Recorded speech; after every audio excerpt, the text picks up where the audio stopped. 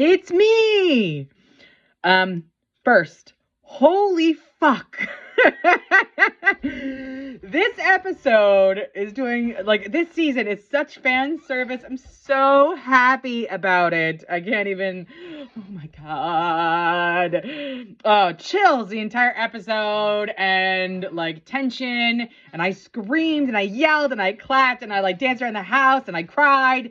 Like, what the oh my god, I'm gonna rewatch it again after this. Okay. So let's get into it. I made notes, a lot of notes, and made little notes on myself on top of those notes to go ahead and, like, dig in, because feelings. I had so many feelings here, I can't even begin to explain it to you. So this is going to be a long one, so embrace it. All right, start at the beginning. So I find it funny how, what's this dude's name? Shaw is, like, you know, fighting back on the guys, and then the old pros, you know, Riker and Picard are like, maybe we should do this, and, like, you know, maybe trust the fucking old pros who have been through far more battles than you are, Shaw, so, like, maybe you should do that. Oh my god, the entire before scene fucking wrecked me, with the CGI makeup, the 17 seconds, now, fun fact here, you're just responding, because I'm literally, like, so, the 17 seconds, like, really bothered me. And it was like, that's what 17 seconds is. Fun fact, I actually, because I watched enough Star Trek, and because I love TV tropes, they actually did, later on in the episode, when Picard has to take the turbo lift because Jack got hurt, it is also 17 seconds. From the time that you see him enter the elevator to the time you see him get out of the elevator. 17 seconds. I was like, mwah! Beautifully done, because thinking about, like, as a parent, when they're like, you better get here because something, so, like, this is where I started to get into all my feelings. So I don't know if we ever discussed this, but when Matthew was born, I had been in labor for 21 hours at that point in time. They had to induce me because I had gestational diabetes and because I was an old bitch, and they, you know, I didn't have a chance to eat anything or anything like that, so right, you know, I was just beat up. My sugar was low, all that other good stuff. So not only did I have diabetes, but, like, obviously, you know, going to him too. He was born, you know, they finally, you know, take him out, and then the room is very fucking quiet. Like, he's not crying, like, they're not doing anything. They're just very fucking quiet, and, like, a bunch of people run into the room. That, to me, I'm going to try not to get emotional while I tell it. That was, like, the longest moment of my life, because, you know, you're thinking something is terribly wrong with my kid at this point in time. Come to find out that because I hadn't eaten, because we had been doing it for so long and stuff like that, his sugar had bottomed out, and he was, like, very sick at that point in time. He spent 6 days in the NICU after that. I barely had a chance to hold my baby for a little bit. So I remember the quiet of that. So the moment they started talking about 16 seconds, I forgot. You forget about these things because, like, life gets busy and stuff like that. I forgot about the trauma of that until they were sitting there talking about, you know, 17 seconds, longest 17 seconds of my life. But beautifully done. And then the 17 seconds, them doing it as well with Picard going down to, you know, the turbo lift to go ahead and see Jack, wrecked me. The two dads, you know, the turbo lift story, oh, fucking, I was distraught, and, like, it's, like, Star Trek, how are you understanding my trauma? You know what I'm saying? Like, what the fuck, Star Trek? You're not supposed to, like, speak to my traumatic moments in my life, but here you fucking are. So, anyway, so, I liked how they younged everybody down with it, like Picard and Riker. You know, CGI, makeup, whatever, younged him down. You know, Riker's hair's darker with a little bit of white. Talking about Thaddeus, that fucking wrecked me too, because we know what's going to happen to Thaddeus in the future. Riker being hot dad, like, I already have an obsession with Riker's hotness. You know what I mean? Riker being hot fucking dad, holy shit, Riker. Like, you're just adding levels of hotness to, like, your equation here, brah. You know, and, like, I actually, this whole entire episode, I feel like he is like him and Worf are the number one players of this fucking episode, because there's just so many things going on that I just enjoy so much. But Riker, hot dad. And then, oh my God. So then when, what's his face? I can't remember her name right now. When his wife calls and she's like bitching about what happened with the baby and stuff like that, and he calls her Imzadi, and I was like, God damn it, Riker. Like, you just add in, I forgot about Imzadi until you just said it right now, brah. And then, like, whoo, hot. There's daddy issues all over the place on me saying that, but hot. Then in that same scene, as well as like, yeah, I better bounce out and stuff like that, and watching, I swear to God, watching Patrick Stewart have this look on his face that is both happy and ridiculously sad at the same time also wrecked me, because it was like such beautiful acting where like you're trying to, we know him because we have the dramatic irony of knowing, how he feels and stuff like that. Watching his face do all that, his face work is just, and like, again, Picard is not young. Picard is an old man, and to still be able to do so much like face work behind all of that, all those wrinkles, is just, his face work throughout the entire episode is just amazing as well. So good. So watching Beverly jump right back in to like her jam was great. The doctor coming out being like, you can't be here, stuff has changed, and she's like, yeah, cool. Anyway, that part I like that also, we see the extreme of Beverly going ahead and, we see her fighting people and stuff like that. She'd never really done that before, but watching her go from being the, sweet, whatever, to being like, yeah, sister, move it along. Anyway, you know what I mean? Like, made me, I swear to God, I like Beverly more now than I think I ever did in a original TNG. Like, ever. Just my feeling. Oh, by the way, I noticed this recently. So I don't know if you watched the TV show You. You is like, Dexter, if you ever watched Dexter. But Jack Crusher, I got all messed up because in between, the episodes and stuff like that, I've been watching You, and I'm on season 4, and the big bad for season 4 is Jack Crusher. So my brain is like very confused as to like if I can trust Jack Crusher or not, because, he's the big bad over in You, but he is like this character we care about here. So I thought that was fun fact for you. The entire interaction between Beverly and Picard about why she did what she did, it was like, I get his righteous anger at first, but then I got why she did what she did. Like, it's fucked in many ways, don't get me wrong, but like when she gave the whole thing, like, I lost my parents, my husband, and my son, Wesley, and I was like, oh, Wesley. So we did mention Wesley, which I'm thankful for, because I was like, when are we going to fucking talk about Wesley? To the stars that you would jump at, like, okay, that makes sense. You know what I mean? Because you have already lost most of your family to the stars. You're not going to lose another one. So, it was cute, the little backstory of here's how he was created and stuff like that. And she did try to tell him. It wasn't just, she just whatever. I love that they did that, and that whole, like, even their chemistry, even their tension, and they always had like a great chemistry tension between them in original series, but in TNG rather, you know what I mean. But watching them have a different kind of like tension now it was wonderfully done there too. I did laugh at the moment when Picard is like, why does he have an accent? Like, thank you! Because I was wondering the same fucking thing too. If your mom is the only one who fucking raised you, then how come you have a Picard accent? Like, let me know.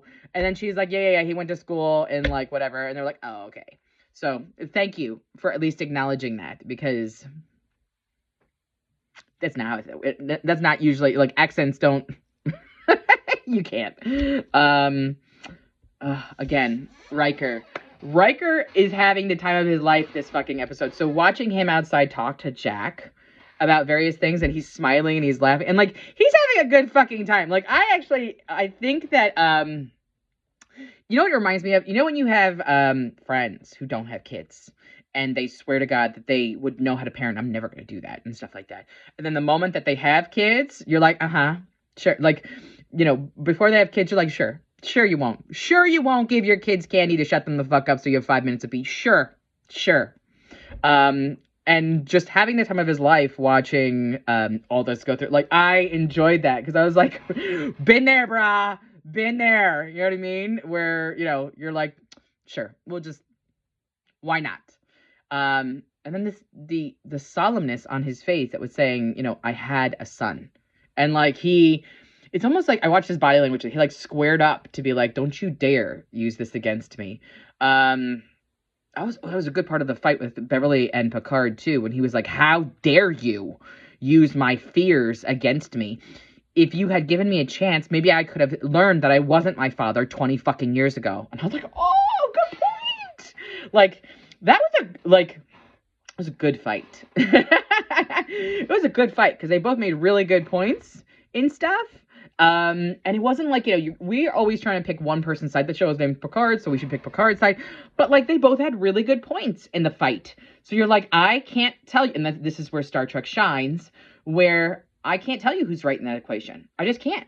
Like, there's not a way for me to tell you who was right and who was wrong in that equation, because I get why she did it and I get why he's pissed. And like, it's 20 some odd years of pissed. Like, I get it. You know what I mean? Like, I get it. So I love that they did that. I fucking squealed when Shaw got hurt and he was like, transfer command. And then fucking Riker becomes the captain. And then I swear to fucking Christ, when Picard is like, call me number one, I squealed. I was like, because that never happened. Like, yeah, good stuff. And that was just like the first act of the entire fucking thing. Like I said, we got more. This is gonna be a long one today, as I'm throwing stuff. Okay. Worf's intro. Listening to Worf like do kata almost, like it's like it's Klingon yoga. It almost seemed like he was doing, which I loved. Klingon kata. I call it kata because, like, in Karate Kid when they do kata and stuff like that. I hope you watched the new and the old Karate Kid. But watching that entire intro, and then when Worf is like, son of Moog, I was like, oh my God, son of Moog. Like, you don't realize how much you miss these things. Again, it hasn't been years for me. It has literally been like 6 months since like I was introduced to Worf, maybe even longer than that, since I was introduced to Worf and heard his whole like spiel about who he is and stuff like that. But it doesn't stop being a nostalgic thing for me, where it's totally like I know how I felt when we first heard from Worf. And then hearing his introduction, and then how the music swells, and he's like, I made chamomile tea. Would you like some sugar? And like, who the fuck is you? When Raffi's like, what? You are exactly like I thought, and then nothing like I thought. Loved that. I like how he pretty much said that he was working on himself. Like, that part is, with old age comes wisdom. We talk about this all the time. But dude is still badass as fuck. One thing I noticed about Worf is he's smaller than he was before. But, like, again, old age. Still moving like a motherfucker. Still badass as fuck. You know what I mean? I have a moment later on in this episode where I did squeal as well, and you're gonna know exactly what I'm talking about. But amazing. You know what I mean? Like, very, very in love with how they're handling the Worf thing. There's a moment where what's his face, when Shaw says to Jack, why are they chasing us? Something's going on. They're chasing us. Why are they chasing us? I thought it was gonna be like a blood thing. Now, it was blood in the water, whatever, and stuff like that, but I was feeling like, is this his blood? You know what I mean? Like, are they chasing his blood? But I guess it was the blood in the water thing. I really, like I said, my brain was messed up with that. Anyway, the bickering that goes on between these captains. I don't remember episodes where they bickered this hard at each other. And watching Will go back and forth with, like, trying to keep the crew alive, and then also trying to give the reverence to Picard, his best friend, that he deserves and stuff like that. That was a beautifully done scene, watching them go back and forth. It's interesting how Riker, who we know from back in the day, used to be someone who'd be like, yeah, let's go beat their asses. And Picard has switched spots in, like, the past however many years. I wonder if it's part of why the cautiousness of Riker is because of what's going on in his life. Whereas he has learned as a parent that to be cautious to live to fight another day. Whereas with Picard, because he's a new parent, you're violently protective. So, like, I'm wondering if that has something to do with it. In my brain, I started likening it to like new parents, to us pros who have been doing this for quite a few years now. So I thought that was interesting to, like, watch the dynamic shift with that. Ultimately, at the end, when he was like, get off my bridge because you just fucking killed the crew, I was like, damn, you nasty and gangster right now with Picard. You ain't never talked to him like that before. Like, you big mad. So that part was interesting. I moved back and forth here because I feel like I want to stick with the same thing. The portal. So what an interesting weapon for the portal to be. Don't get me wrong, it had a moment where I felt very Bugs Bunny. You remember how in Bugs Bunny, like, he used to have like a black hole and then he'd put it over there and then someone fall down and then come out whatever and stuff like that? It very much had, like, if I thought too much into it, it reminded me of that. But it is a cool idea for a weapon in that, like, it's totally, you know, exactly what we saw happen at the end. Exactly how, you know, open the portal here and then open the portal there and then your weapons come right back at you. Like, that's a cool idea. We've never really seen someone fight someone with a portal, and I thought that was a cool idea. You know what I mean? Like, we haven't done that yet. I enjoyed that. But like I said, I had a moment where it was like the Bugs Bunny black hole, and I was like, fine, whatever. Back to Worf for a minute, just because we kept. I'm writing these down in order of watching. I do love that Worf is calling Raffi Rafaela, like her full government name. Like, I'm a big fan of that, actually, because it's very Worf on brand.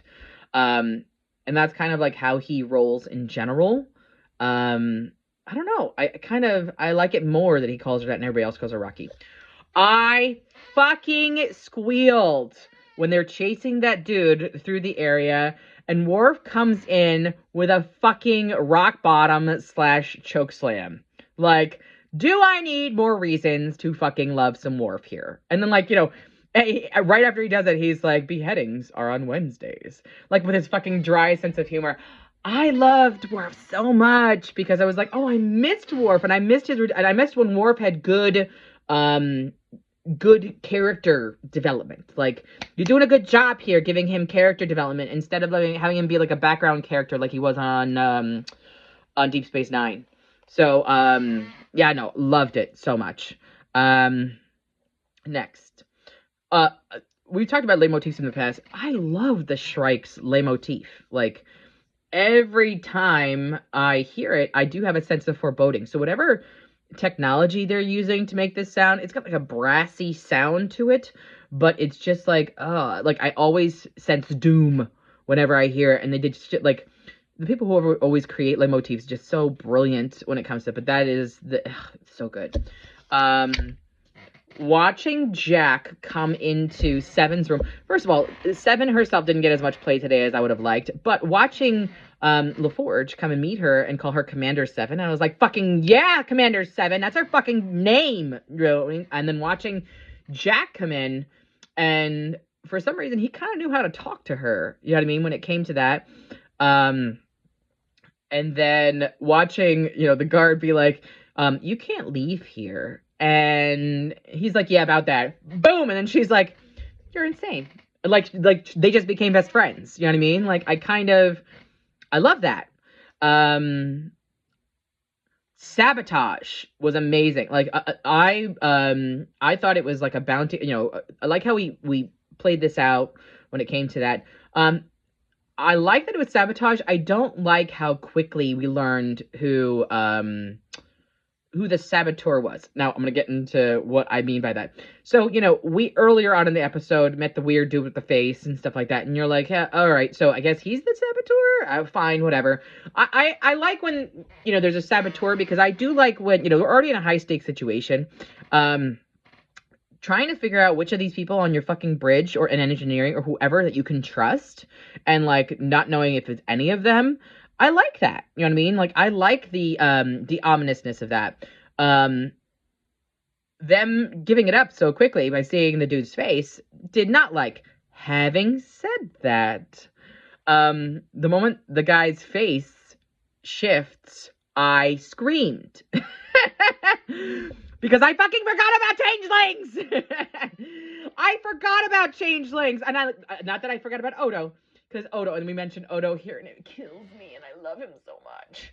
I forgot about changelings. I mean, I know about the Great Dominion War and shit like that or whatever, but I forgot about them for a little bit because, like, we haven't really gone into changelings and anything else for a while, and I completely forgot. So, watching his face like change over there, oh my god! Like I was like, is that a I wrote changeling question mark, and then I came back after we found out what it was, like, yes. I screamed, you know what I mean, so loud I can't even begin to explain to you. So the one weird moment, it reminded me again, so we talked about reminding Doctor Who. So the one moment when Seven comes to Jack in his hallucination and she says, connect the branches and the door. I'm like, what does that mean? I do love random shit like that, where I love where, do you remember in Doctor Who when Amy was pregnant and they kept like, you know, seeing, what is her name?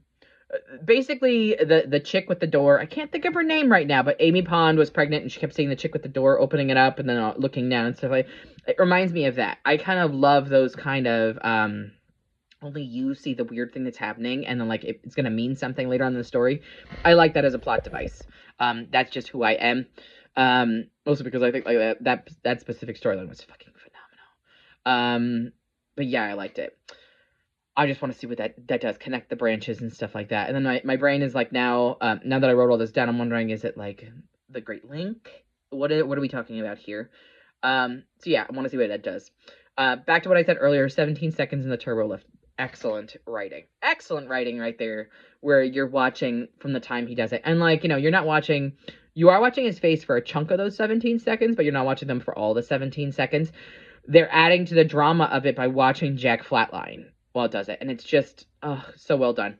In addition, what I was trying to do, because I was totally trying to figure out, like, I started timing too many things. Jack was flatlined for 30 seconds, so I was like, you know, still, that's a fucking long time to try and like figure out, you know, if this kid's gonna live or not. Back to the changeling thing, watching everybody come to the fact of like these are changelings, whatever. Oh my god, I totally like screamed like you wouldn't believe. I don't know what the Vatic has to do with that, what Vatic chick has to do with any of it, because I don't know if she's a changeling. I'm just curious what's going on with that. But talking about the Great Link, like I said, mentioning Odo, which made me sad because I miss Odo, and Renee Auberjonois is, you know, he did. So beautifully done. And then the end where, you know, they tried to come behind them and trying to come behind Vatic and ended up shooting themselves, like, fucked. As they go to the gravity well. Yeah, it's not cool. I'm curious where we're gonna end up. Watching it spiraling like that is like, what a cliffhanger we have here. To the point where it's like, oh my god, you're killing me, Picard. You know, it's one thing for it to have some semblance of cliffhanger, but this one's a big one. We're like, where are we going with Gravity Well? Like, are we gonna end up someplace else? Like, what's happening here? I don't really know what the damage is for Gravity Well. Like, does all gravity cease to exist there? I don't understand. But I'll Google it in a little bit and figure out what the main damage is. I'm like, is that Gravity Well like a gravity drain or something? Or maybe you'll know. And yeah, like I said, the last thing that we hear is Riker being like, remove yourself from the bridge. Like, we ultra doomed in many different ways. So like, we got to figure it the fuck out. Anyway, amazing episode. Amazing fan service. I love it. I can't wait for next week. I'm sure you're already seeing that commercials are coming out for Strange New Worlds. I'm sure it's probably not going to happen until like after Picard is done, but who knows? I'm eager to hear your thoughts on this. I'm eager to hear if you're continuing. I'm eager to hear what your thoughts are on the Fractured job as well, because apparently you were watching it yesterday, and I was hoping that you also had some feelings. So, yeah, let me know. All right, talk to you soon. Bye.